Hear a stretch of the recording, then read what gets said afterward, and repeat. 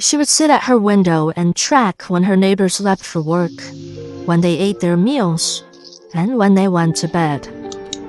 Now, she just liked to keep tabs on the neighborhood, which is how she noticed the new neighbor moving in across the street. She quickly got a fresh new sheet and began taking notes. Now, everything was normal for a while, until one night she heard something weird. She rushed to the window and saw the man driving away with something in his trunk. Hours later, he returned, covered in dirt. He showered and went to bed. Now, on its own, this could have meant nothing, but she was convinced that he was up to no good. The next night, she was ready. At the same time, he plopped a big bag into the trunk, drove into the night, came back dirty, then took a shower. Weeks passed, her walls filling with guesses on where he was going and what he was doing. At this point, she was convinced of two things.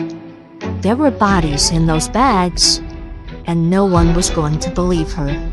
She finally called the police because she was just too convinced that he was a killer. The officer came and calmly explained that her neighbor wasn't doing anything illegal, and this is where she should have let it go. But she couldn't. She saw him doing even more strange things, so she called the officer again and again. Finally, he suggested that they go over and introduce themselves to put her mind at ease. He was going to prove to her this was all just a big misunderstanding. At least that's what she thought. He brought her over and knocked on the door. Inside, she saw strange tools. Jars filled with things she couldn't identify. Gruesome shapes hanging from the ceiling. It was him.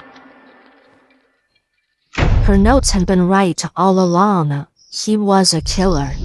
But when she turned to the officer, well, it turns out he was in on it all along.